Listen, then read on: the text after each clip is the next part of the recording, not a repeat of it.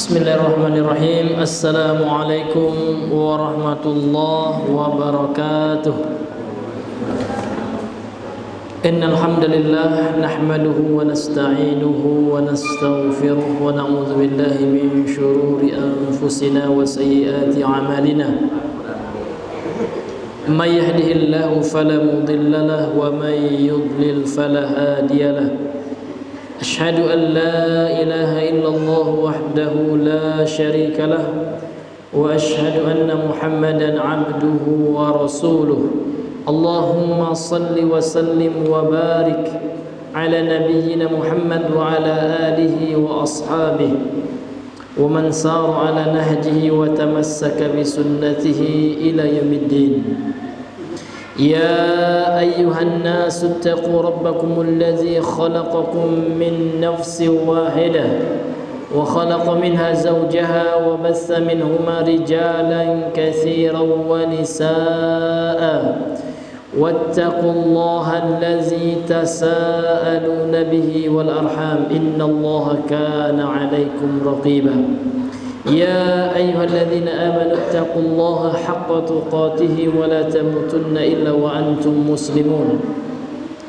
يا أيها الذين آمنوا اتقوا الله وقولوا قولا سديدا يصلح لكم أعمالكم ويغفر لكم ذنوبكم ومن يطع الله ورسوله فقد فاز فوزا عظيما. أما بعد فإن أصدق الحديث كتاب الله وخير الهدي هدي محمد صلى الله عليه وسلم وشر الأمور محدثاتها وكل محدثة بدعة وكل بدعة ضلالة وكل ضلالة في النار. نسأل الله العافية والسلامة من البدعة ومن الضلالة. Bapak Ibu sidang jemaah maghrib rahimani wa rahimakumullah, para ikhwah akhwat sekalian, semoga dirahmati oleh Allah. Alhamdulillah, marilah kembali kita mengucapkan segala puji hanya milik Allah, karena pada malam hari ini di detik-detik terakhir kita akan memasuki bulan yang sangat syarat dengan keutamaan, yakni bulan Zulhijjah. Karena kita sekarang sudah berada di penghujung bulan Zulqa'dah, maka kami mengingatkan dengan sabda Nabi sallallahu alaihi wasallam sebagaimana dalam hadis yang diriwayatkan oleh Imam Al-Bukhari dalam sahihnya. Kata Nabi yang mulia sallallahu alaihi wasallam, "Ma min ayyamin al-'amalu salihu fihinna ahabbu ila Allah min hadhihi ayyamil ashri." Ay min ayami al-ashri min Dzulhijjah. Kata Nabi sallallahu alaihi wasallam, tidak ada amalan yang lebih Allah cintai daripada amal saleh yang dilakukan di hari-hari ini, yaitu pada hari 10 pertama di bulan Dzulhijjah. Qalu walal jihadu ya Rasulullah. Para sahabat bertanya lagi, bagaimana dengan jihad kita? Qala walal jihad. Maka Nabi Rasulullah SAW menjawab, iya, meskipun seseorang berjihad di jalan Allah, maka tidak dapat menandingi amalan yang dilakukan oleh seseorang di 10 pertama di bulan Zulhijjah, dan pahalanya dilipat gandakan oleh Allah Subhanahu wa taala. Sehingga para ulama, mayoritas para ahli tafsir mengatakan firman Allah dalam surah Al-Fajr ayat 1 yang kedua itu, Allah Subhanahu wa taala berfirman, wal fajri walayalin ashr, demi waktu fajar, waktu subuh, dan demi malam yang 10. Maka malam yang 10 ini para ulama ahli tafsir, di antaranya Ibnu Abbas radhiyallahu an, sebagaimana dalam tafsir Imam Ibnu Katsir, At-Tabari dan lain-lain, bahwasanya yang dimaksud dengan sumpah Allah demi malam yang 10, walayalin ashr, ini maksudnya kata beliau adalah malam dari 10 hari pertama di bulan Zulhijjah. Maka dalam hadis yang lain Rasulullah mengatakan, afdalu ayamid dunya yaumun nahri wal qar. Hari-hari yang paling utama di dunia ini untuk beramal soleh adalah hari penyembelihan, Yaumun Nahar, ya. Dan Yaumun Nahar itu adalah tanggal 10 dari bulan Zulhijjah, yaitu pada Idul Adha pada tanggal 10 Dzulhijjah. Nah, ini. Dan Yaumul Qarn itu adalah tanggal 11 dari Zulhijjah atau pada hari tasyrik yang pertama setelah ibadah Idul Adha gitu. Ini yang mesti kita perhatikan, maka kita dianjurkan untuk memperbanyak amalan. Apa saja amalannya? Semuanya, termasuk puasa, tilawatul Quran, membaca Al-Quran, kemudian bersedekah, berzikir, ya, memperbanyak solawat, dan seluruh amal soleh yang dianjurkan maka kita perbanyak, karena di hari-hari itu Allah melipat gandakan amal soleh yang dilakukan oleh seseorang. Kemudian salawat dan salam untuk Nabi besar Muhammad sallallahu alaihi wasallam. Allahumma shalli ala Muhammad wa ala ali Muhammad. Semoga salawat serta salam selalu Allah curahkan kepada Nabi Muhammad dan keluarganya serta para sahabat dan orang-orang yang senantiasa mengikuti dan menjalankan petunjuk beliau hingga akhir hayatnya. Baiklah ikhwani wa akhwati fillah, Bapak Ibu jamaah kaum muslimin yang dimuliakan oleh Allah, kita kembali melanjutkan pembacaan dari kitab Al-Qawaidul Arba' yang ditulis oleh Syekh Muhammad At-Tamimi An-Najdi rahimahullahu taala, yang mana pada pertemuan kita yang terakhir kita telah menjelaskan muqaddimah atau pendahuluan dari kitab ini. Sekarang kita masuk kepada pembahasan selanjutnya dari kitab ini, ya, syarah dari Syekh Shalih Al-Fauzan. Qala al-muallif rahimahullahu taala wa nafa'ana bihi wa bi ulumi fid darain. Bismillahirrahmanirrahim. As'alullaha al-karima rabbal 'arsyil 'azim ay yatawallaka fid dunya wal akhirati wa ay yaj'alaka mubarakan aynama kunta wa an yaj'alaka mimman idza utiya syakara wa idza butuliya sabara wa idza adzaba istaghfara fa inna hadhihi thalathu unwanu sa'adati. Ini pada pertemuan yang telah lalu kita telah bahas, ya. Sekarang kita masuk kepada pembahasan yang selanjutnya. I'lam arsyadakallahu li ta'atihi. Jadi beliau penulis kitab ini memulai dengan doa. Yang pertama beliau mulai dengan perintah, ya. Ini fi'il amr, perintah. I'lam, ketahuilah oleh engkau, wahai pembaca, wahai orang yang mempelajari buku ini, kata beliau. Arsyadakallahu li ta'atihi, semoga Allah membimbing engkau dalam mentaatinya. Ini doa, Pak. Jadi penulis buku ini Syekh Muhammad At-Tamimi An-Najdi rahimahullah mendoakan orang yang membacanya dengan doa arsyadakallahu, itu doa. Li ta'atihi, semoga Allah membimbingmu, itu artinya dalam mentaatinya, yakni dalam mentaati Allah. Annal hanafiyyata millatu Ibrahima wa an ta'budallaha mukhlishan lahud-dinu kama qala ta'ala wa ma khalaqtul jinna wal insa illa liya'budun, dalam surah Adz-Dzariyat ayat ke-56. Sesungguhnya al-Hanafiyah, yang disebut dengan al-Hanafiyah, ya, adalah millatu Ibrahim, adalah millah ini salah satu maknanya adalah agama ad-din. Jadi al-Hanafiyah itu adalah agamanya Nabi Ibrahim. Bagaimana konsep al-Hanafiyah itu? Beliau mengatakan anta'budallaha, engkau beribadah kepada Allah mukhlishan lahuddin, dengan mengikhlaskan untuknya agama. Artinya mengikhlaskan amalan untuk Allah Subhanahu wa taala. Kama qala ta'ala, sebagaimana Allah berfirman dalam surah Adz-Dzariyat 56, "Wa ma khalaqtul jinna wal insa illa liya'budun." Tidaklah aku telah menciptakan jin dan manusia, kata Allah, illa kecuali, ya, ini ada al-mustatsna, ya, pengecualian. Yang pertama, tujuannya Allah tidak ciptakan jin dan manusia itu sia-sia, itu maksudnya, ya. Namun Allah menciptakan ada tujuannya. Tujuannya adalah liya'budun, ya. Asalnya liya'buduni, ya, kecuali untuk menyembahku, beribadah kepadaku. Ini konsep yang pertama yang beliau jelaskan kepada kita adalah konsep al-Hanafiyah. Dan al-Hanafiyah ini adalah agama seluruh para nabi dan rasul. Inti agamanya, meskipun berbeda dari sisi syariat, namun substansi, konten, ya, isi, komposisi dari seluruh dakwah para nabi dan rasul ini. Sebagaimana dalam ayat yang lain Allah Subhanahu wa taala berfirman, "Wa laqad ba'asna fi kulli ummatin rasulan," kata Allah, "an i'budullaha wajtanibut taghut." Dan sungguh kata Allah, ba'atsna, kami telah mengutus fi kulli ummatin, pada setiap umat rasulan, seorang rasul. Tujuan dakwah mereka, inti dakwah mereka adalah an i'budullaha, supaya mereka mengajak kaumnya, umatnya untuk beribadah kepada Allah saja. Wajtanibut taghut, dan meninggalkan segala sesuatu yang disembah selain Allah, taghut. Maka taghut ini banyak maknanya, namun makna yang paling dominan, yang paling masyhur adalah kullu ma ubida min dunillah fahuwa taghut. Setiap yang disembah, yang diibadahi selain Allah, maka ini adalah taghut. Namun syaratnya yang disembah itu ridha, gitu Pak. Makanya Nabi Isa bukan taghut, meskipun disembah oleh kaum Nasrani. Ya enggak Pak? Iya, kaum Nasrani mengatakan Isa bunullah, wa qalatin nasara Isa bunullah, kan gitu.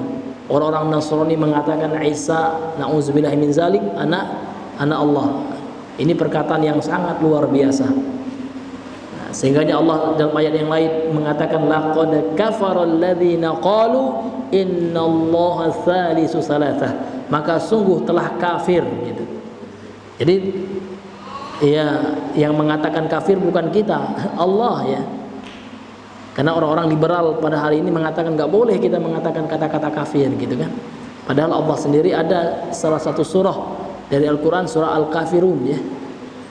Ini surat tentang orang-orang kafir, gitu.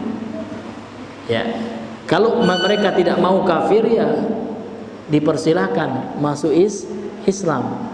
Karena orang yang di luar Islam, yang tidak beriman kepada salah satu rukun iman atau kepada rukun Islam ya, dan mengingkarinya, itu dalam definisi istilah agama ya, namanya kafir ya, tertutupi, berasal dari kata kafar yakfuru kufran, tertutupi dari hidayah ya, dari petunjuk.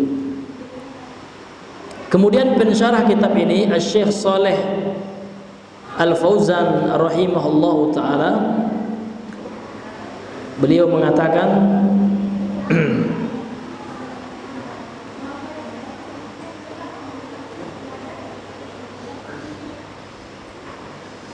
I'lam arsyadakallahu hadza du'aun minasy-syaikh rahimahullah wa hakadha yanbaghi lil muallimi an yadwa lil muta'allimi.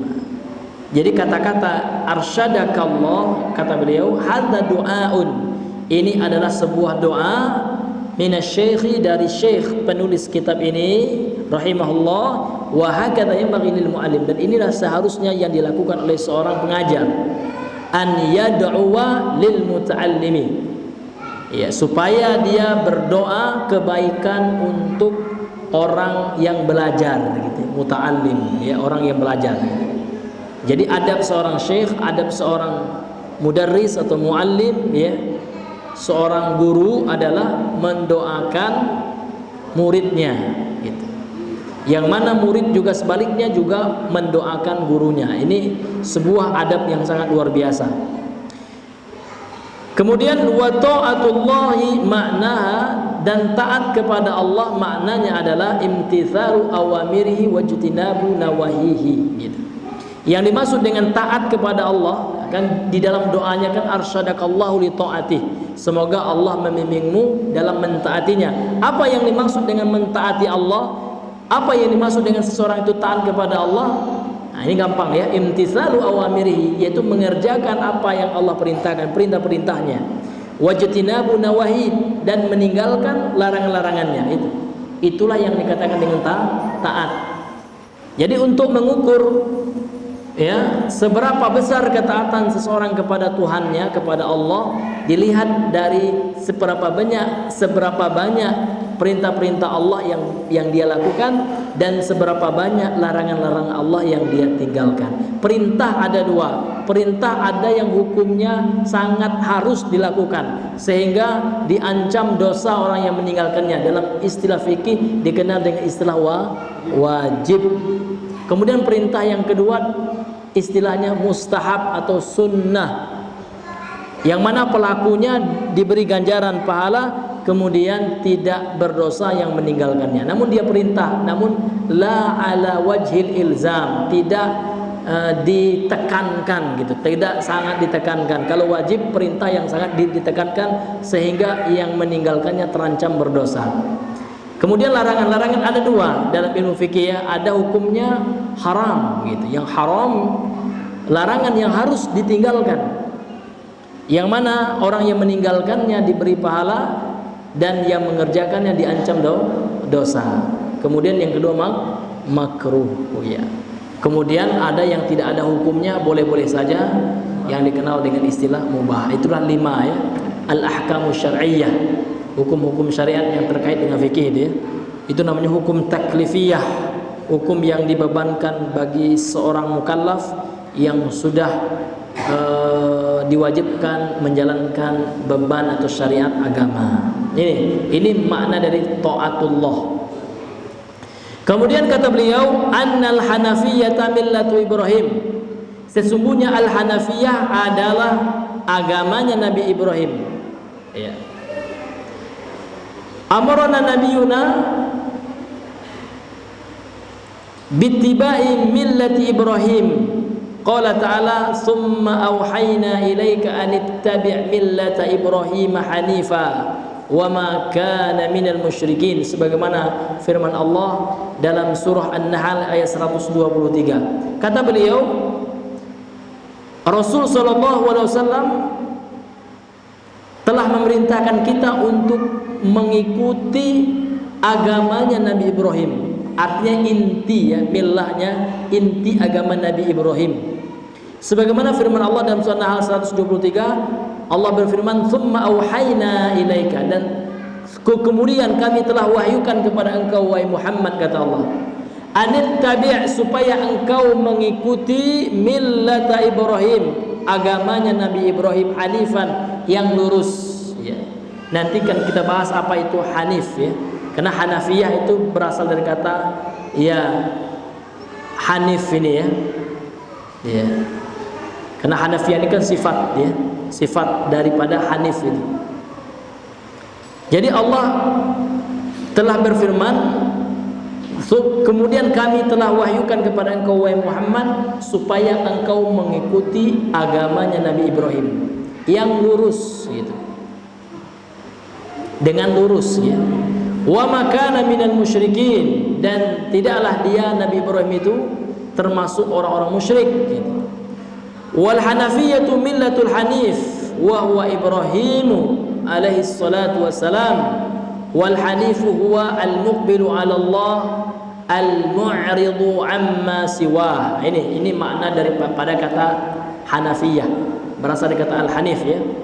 Kata beliau, al-Hanafiyah itu adalah agamanya, inti agamanya Nabi Ibrahim alaihi salatu wassalam. Dan yang dimaksud dengan al-Hanif adalah al-muqbilu ala Allah. Ya, seseorang condong ya, menghadap gitu, menghadap kepada Allah, al-mu'ridu amma siwah, dan berpaling dari apa-apa yang selain Allah dalam peribadahannya. Artinya dia menghadap kepada Allah, artinya mentauhidkan Allah, mengesahkan Allah dalam setiap peribadahan yang dia lakukan. Ya, dia beribadah hanya ditujukan kepada Allah saja. Ini. Kemudian al-mu'ridu amma siwah, kemudian dia berpaling dari apapun selain Allah Subhanahu wa taala dalam peribadahan yang dia lakukan. Ini makna dari kata al-Hanif ya. Bapak mungkin pernah baca buku ya, salah seorang ustaz dahulu tahun 2012 kan populer, beliau lulusan Madinah, Ustaz Armen Halim Naro. Beliau punya buku judulnya apa Pak? Untukmu yang berjiwa hanif gitu. Nah, jadi Bapak harus tahu apa itu hanif ya. Jadi hanif tadi apa artinya Pak? Orang yang menghadap kepada Allah dalam peribadahan dan berpaling daripada selain Allah. Nah, itu artinya orang yang fitrahnya lurus. Karena setiap kita ini Pak Allah ciptakan dan dilahirkan oleh orang tua kita dalam keadaan bertauhid. Ya. Itu yang fitrah, itu tauhid Islam.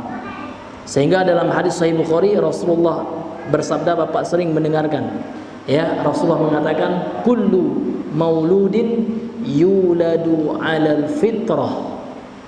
Setiap yang lahir, yang dilahirkan itu dilahirkan dalam keadaan fitrah. Maka ulama menjelaskan yang dimaksud dengan kata fitrah di sini adalah tauhid. Ya, Islam. Karena Islam itu sendiri tauhid. Islam itu berasal dari kata al-istislam, menyerahkan diri. Itu tauhid. Konsep tauhid itu adalah berserah diri kepada Allah. Ya, berserah diri kepada Allah dengan cara mentauhidkan Allah. Itu inti Islam. Fa'abawahu yunassiranihi au yuhawwidanihi au yumajjisanihi. Maka kedua orang tuanya lah yunassiranihi, yang menasronikan dia, ya, yang membuat dia masuk agama Kristen. Jadi ini orang tua nih, ya, ini pentingnya pengaruh orang tua dalam membentuk agama anak, gitu Pak. Dan orang tuanya lah yang membuat dia menjadi Yahudi, dan orang tuanya lah yang membuat dia jadi Majusi dan agama-agama yang lain, menjadi Hindu, Buddha, ya, Konghucu, ya, ateis, ya, ini ateis lebih parah, ya, dan lain-lain. Ini pentingnya pengaruh orang tua. Karena setiap anak yang lahir itu memang di atas fitrah, di atas tauhid, ya, namun dalam keadaan lupa, gitu Pak, ya, tidak tahu apa-apa. Wallahu akhrajakum min butuni ummahatikum la ta'lamuna syai'an, gitu. Wallahu akhrajakum, Allah lah yang telah mengeluarkan kalian, min butuni ummahatikum, dari perut-perut ibu kalian, la ta'lamuna syai'an, yang mana kalian tidak tahu sesuatu apapun, sudah lupa, gitu. Meskipun di alam roh disebutkan, ya, di dalam Al-Qur'an sudah ada apa tanya jawab, ya, antara Allah dengan, ya, dengan roh manusia, gitu kan. Alastu bi rabbikum, kata Allah. Allah pernah bertanya, Pak, ya, qalu bala syahidan, kan gitu dalam Al-Qur'an, Pak, ya. Maka roh menjawab, qalu bala, iya, kami percaya, gitu. Engkau adalah Rabb kami, Tuhan kami. Syahidana, dan kami telah bersaksi, gitu. Namun akan tetapi setelah itu, ya, manusia lupa dan dipengaruhi setelah itu oleh lingkungannya, dan lingkungan yang pertama adalah orang tua yang sangat mempengaruhi agama seorang anak. Kita kembali kepada pembahasan kita. Ini makna dari Al-Hanafiyah, ya. Hadza huwal hanifu, kata Syekh Shalih Al-Fauzan, inilah yang disebut dengan Al-Hanafiyah itu. Al-Hanif itu al-muqbilu 'ala Allah biqalbihi wa a'malihi wa niyyatihi wa maqasidihi kulliha lillahi. Dia menghadap kepada Allah dengan hatinya, amalannya, niatnya, maksud dan tujuannya kulliha lillah. Seluruh itu dia serahkan kepada Allah Subhanahu wa taala. Al-mu'ridu amma siwah, dan dia berpaling dari apapun, ya, selainnya, yakni selain Allah Subhanahu wa taala. Wallahu amarna bittiba'i millati Ibrahim, dan Allah telah memerintahkan kita untuk mengikuti agama Nabi Ibrahim. Kemudian beliau bawakan dalil yang lain sebagaimana firman Allah dalam surat Al-Hajj ayat 78. Allah berfirman, "Wa ma ja'ala 'alaikum fid dini min haraj millata abikum Ibrahim." Ya. Dan tidaklah Allah menjadikan di dalam agama ini sesuatu yang menyulitkan, gitu. Ya, millata abikum, ya, inti daripada agama itu adalah agamanya ayah kalian Ibrahim, yaitu Nabi Ibrahim, gitu. Karena inti agama kita sama sebenarnya, mulai dari Nabi yang pertama, bahkan mulai dari Nabi Adam, ya. Intinya adalah mentauhidkan dan mengesahkan Allah, meskipun dalam syariatnya terkadang berbeda, itu. Contoh syariat solat, umat Nabi Musa 50 rakaat sehari semalam, sehingga ketika peristiwa Isra wal Mi'raj, ketika Nabi naik ke atas langit, ya, ke atas langit yang ketujuh, ke Sidratul Muntaha, dalam rangka untuk menerima perintah solat dari Allah, ya kan, maka awalnya 50 rakaat ya sebagaimana dibebankan kepada umat Nabi Musa. Ketemu Rasulullah dengan Nabi Musa, ini bukan di alam ini lagi, Pak ya. Itu sudah bukan di alam dunia lagi itu di alam gaib itu, Pak ya. Bahkan sudah masuk ke alam ini, Pak ya, alam barzakh ya. Karena dalam keyakinan ahlu sunnah, kalau Bapak baca bukunya Imam Al-Qurtubi, kalau nggak salah sudah ada terjemahannya, Pak ya, At-Tadhkirah ya, peringatan ya, judul kitab beliau itu membahas tentang masalah alam gaib itu, Pak ya. Ini bagus ya, bukunya Imam Al-Qurtubi, afwan Imam At-Tabari ya, Imam At-Tabari rahimahullah taala. Jadi arwahnya para nabi itu, Pak, ketika mereka meninggal itu di langit, Pak ya, di alam barzakhnya di langit gitu. Iya. Sedangkan orang-orang fajir, orang-orang munafik, orang-orang kafir ya, disiksa di alam kubur, di alam barzakh, di bawah tanah gitu. Kalau para nabi dan rasul disebutkan di dalam hadis ya, mereka di langit dan mereka mendapatkan nikmat kubur ya. Berbeda dengan orang-orang berdosa. Karena kan langit itu ada 7 lapis ya. Demikian pula bumi. Bumi ada 7 lapis. Dan disitulah tempat siksa kubur gitu. Iya. Dan dia bersifat gaib, yang mana tidak bisa ya, kayak direkam, dilakukan penelitian dengan ilmu teknologi, nggak bisa, Pak ya. Ini hal gaib, dia alam gaib yang tidak bisa dideteksi oleh apa, Pak? Oleh teknologi, nggak sampai, Pak, teknologi itu. Ya, seperti itu. Nah, kan diceritakan itu di apa namanya itu di kisah Isra Mi'rajnya Nabi, beliau berdialog dengan Nabi Musa dan Nabi Musa mengusulkan kepada beliau tidak akan mampu umat engkau Muhammad ya 50 rakaat 50 kali ya sehari semalam gitu ya. Sehingga Nabi meminta takhfif, yang meminta keringanan dan kembali menuju Allah Subhanahu wa taala. Dan ini menunjukkan apa? Menunjukkan bahwasanya zat Allah itu ya di atas zat Allah, ya Pak ya. Dan kita meyakini Allah itu punya zat. Namun berbeda dengan makhluknya gitu. Tidak disamakan dengan makhluk. Ini termasuk dalil yang disebutkan oleh para ulama, di antara Imam Az-Zahabi. Imam Az-Zahabi rahimahullah mempunyai buku judulnya Al-Ulu, yang menjelaskan tentang ketinggian, karena ulu itu arti tinggi, di atas ya. Tentang sifat ulu, sifat tinggi bagi Allah Subhanahu wa taala. Gitu. Bukan di mana-mana, yang di mana-mana itu adalah pengetahuan, penglihatan, kontrol dari Allah Subhanahu wa taala. Iya.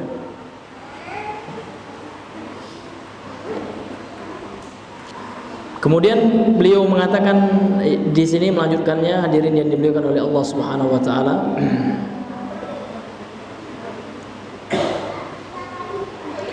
Wa millatu Ibrahim an ta'budallaha mukhlishan lahuddin. Dan agama Nabi Ibrahim adalah engkau beribadah kepada Allah dengan mengikhlaskan amalan agama untuknya, yaitu untuk Allah. Hadhil Hanafiyah, inilah Al-Hanafiyah, ini inti dari Al-Hanafiyah itu. Agama yang lurus itu ini gitu. Seseorang beribadah dengan mengikhlaskan niatnya kepada Allah. Artinya ketika dia beribadah murni karena Allah. Salat yang dia lakukan, puasa yang dia kerjakan, zakat, sedekah, infak yang dia tunaikan, murni motif dan dorongannya itu betul-betul karena Allah, itu yang ikhlas itu. Sering kami sampaikan beda ikhlas dengan rela. Karena orang sekarang banyak salah paham. Seakan-akan seolah-olah ikhlas ini sama dengan rela. Ya. Kamu ini kok nggak ikhlas kayaknya ya. Ya, seolah-olah ikhlas itu hanya dibatasi dengan rela. Tidak. Karena kalau rela itu apa, Pak? Maknanya. Rela itu kan memberikan sesuatu tanpa mengharap pamrih, ya nggak Pak? Iya. Orang non Muslim terkadang seperti itu juga. Ya, bahkan ada pemain bola kafir ya, non Muslim, ya, terkadang menyumbang. Mereka rela juga, nggak mengharap pamrih juga terkadang. murni karena humanity, kemanusiaan. Ini tidak ikhlas dalam Islam, tidak. Karena yang ikhlas itu adalah seseorang melakukan mukhlishon lahuddin. Ketika dia melakukan sesuatu dia ikhlas, ya, memberikan agamanya, meniatkan amalannya untuk Allah. Dan orang kafir tidak ada, ya, untuk Allah. Kalau mereka untuk Allah pasti sudah masuk Islam, pasti menyembah Allah saja, gitu. Jadi ikhlas itu tidak rela, ya. Namun salah satu ciri-ciri orang ikhlas seperti itu, memang dia tidak menyebut-nyebut pemberiannya. Karena orang yang menyebut-nyebut pemberiannya ini menunjukkan dia tidak ikhlas, gitu. Kalaulah dia sudah mengikhlaskan niatnya karena Allah, dia tidak akan mengungkit-ungkit lagi karena dia mengharapkan pahala dari sisi Allah. Ini Bapak Ibu yang dirahmati oleh Allah Subhanahu wa taala.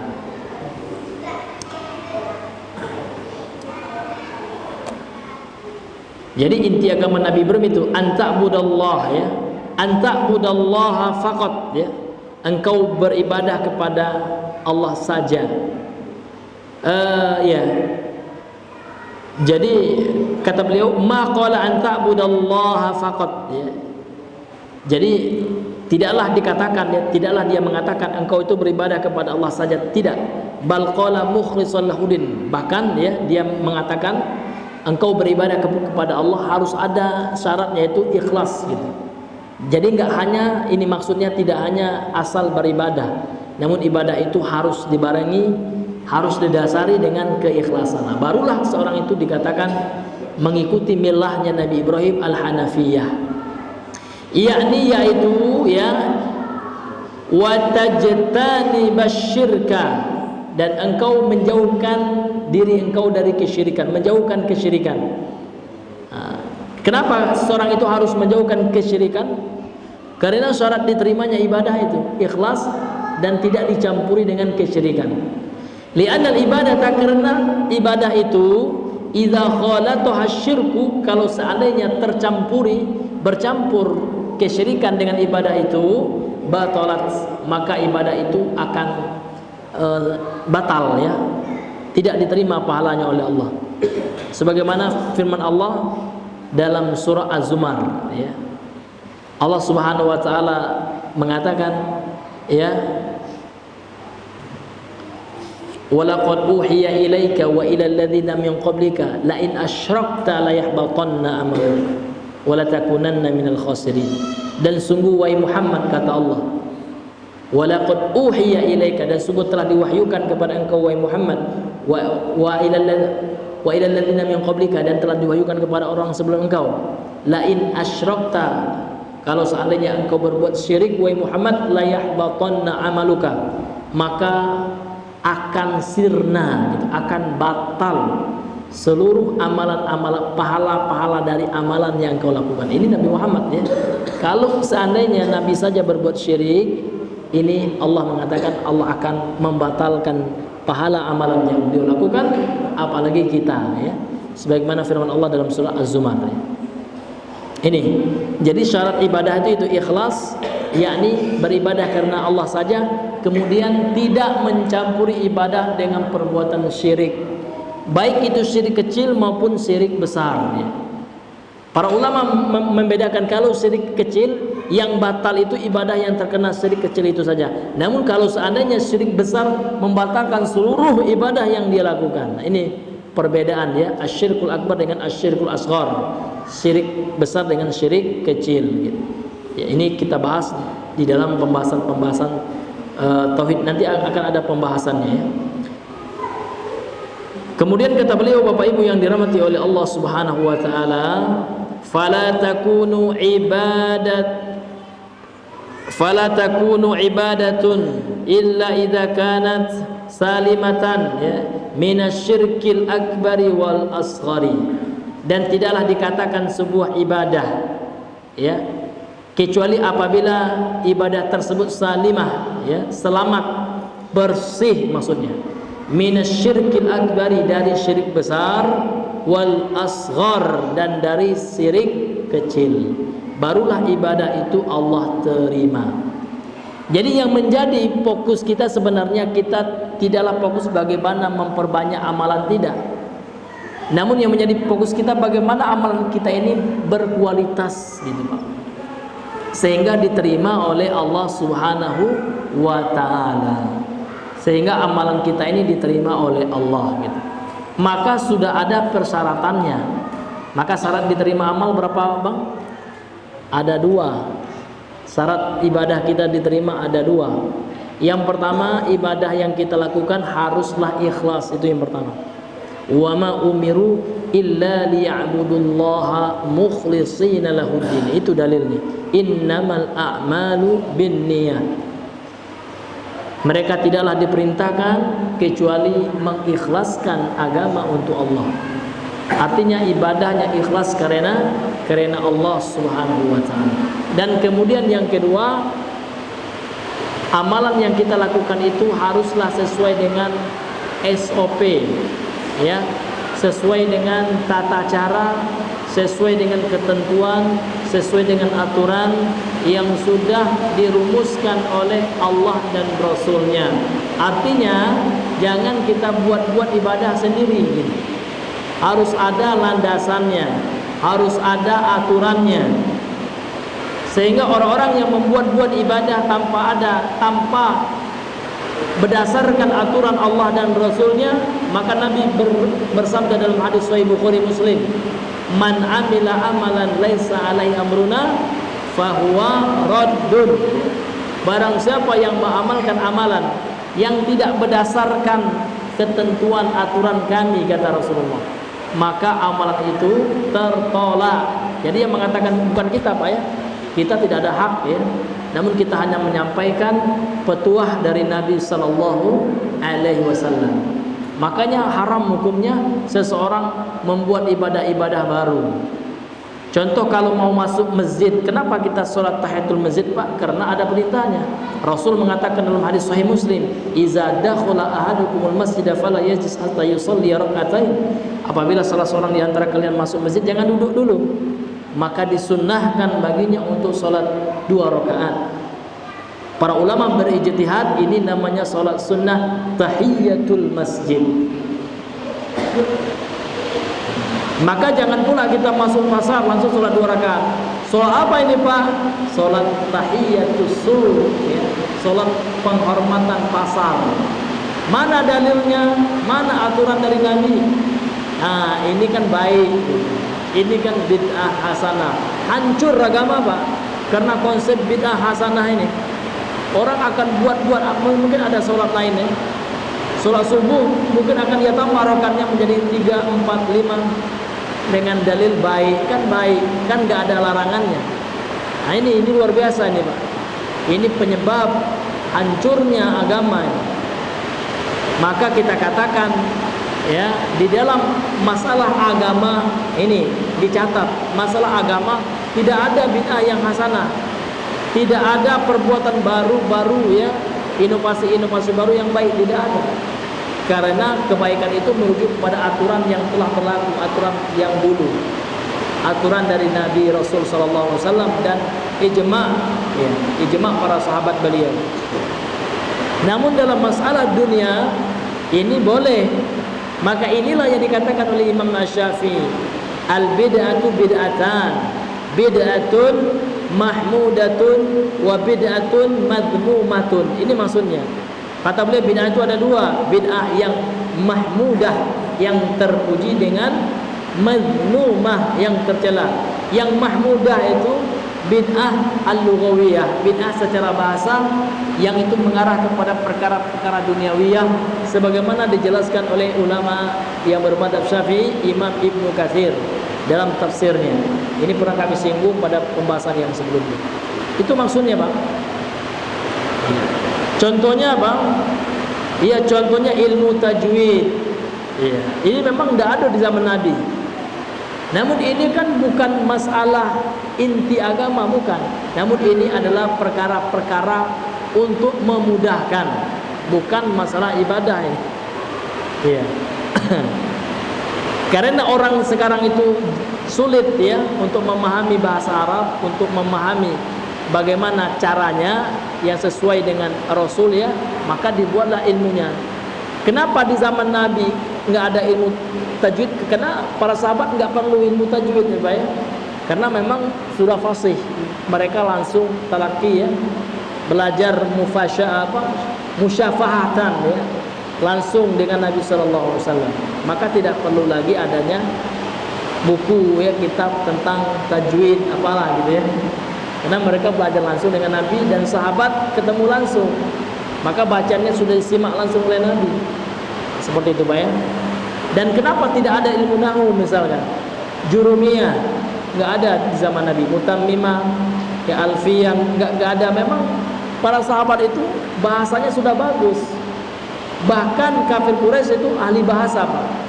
Para syu'ara, para ahli syair gitu. Ya, maka ada buku yang namanya matan syair-syair Arab jahiliyah. Ada kitab tentang syair-syair Arab jahiliyah, termasuk matan Al-Mutanabbi ya. Kami pernah belajar itu dahulu di Yaman ya, dengan guru bahasa Arab, dengan syekh pengajar bahasa Arab. Itu isinya adalah syair-syair jahiliyah. Jadi orang-orang Arab jahiliyah itu hebat-hebat bahasa Arabnya. Abu Lahab mantap bahasa Arabnya Pak. Iya.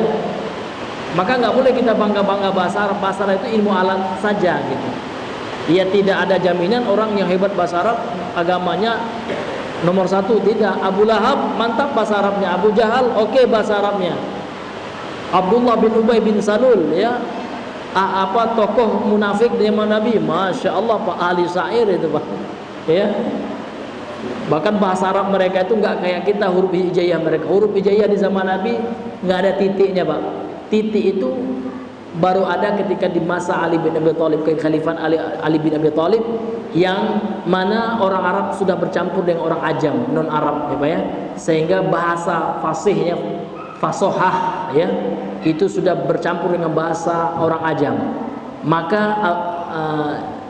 Khalifatul Islam waktu itu, Amirul Mukminin Ali bin Abi Thalib rahimahullah taala memerintahkan kepada Abul Aswad Ad-Du'ali, ini yang pertama kali yang mencetuskan kaidah nahwu ya, kaidah tata bahasa Arab, dan beliau pula lah yang pertama kali yang menulis titik-titik. Ba itu titiknya di bawah, dulu tidak ada Pak, samo be, namun orang Arab kita pintar ya, walaupun tidak ada titik bisa dia baca samo be. Nah itu tidak ada titiknya. Titik 3 itu yang buat waktu itu adalah ijtihadnya untuk memudahkan tuh ya. Itu adalah Abul Aswad Ad-Du'ali di masa kekhalifan Ali bin Abi Thalib. Jadi orang-orang kafir Quraisy pakar-pakar bahasa Arab. Iya. Kita nak sampai setitik ya, walaupun kita udah hafal alfiyah sekarang, sudah hafal kawakib ya, tidak sampai setitik dari ilmu bahasa Arab orang kafir Quraisy. Iya. Namun nggak ada jaminan hebat kan, sekarang kan seperti itu ya. Wahabi nggak bisa baca kitab ya. Nah, ini orang yang betul mau saya tes, rencana saya tuh. Saya mau ambil bahasa Arab kedokteran orang Arab, suruh dia baca, bisa dah terangkan itu. Mungkin rontok itu kepalanya ya. Karena banyak juga sekarang di channel-channel itu Pak ya, yang menghina-hina kaum muslimin yang lain ya, bergelar Wahabi lah ya. Wahabi tidak bisa baca kitab ya. Baca kitab apa yang tidak bisa kan gitu. Orang lo belajarnya itu di Timur Tengah ya Pak ya. Emangnya pakai terjemah orang di Madinah itu. Ya aneh ya. Piranda tidak bisa baca kitab, ada juga itu Pak yang bilang gitu. Padahal yang ngomong ini mungkin pesantren tradisional gitu ya. Iya, bilang orang yang belajar di Madinah, orang belajar di Timur Tengah tidak bisa bahasa Arab. Macam mana orang di situ? Emang ngomong Jawa orang di situ? Kalau di pesantren tradisional, iya saya pernah juga soalnya Pak. Itu Arab pegon diterjemahkan dengan bahasa Jawa itu. Iya. Nggak boleh seperti dia saling menghina, itu nggak boleh ya.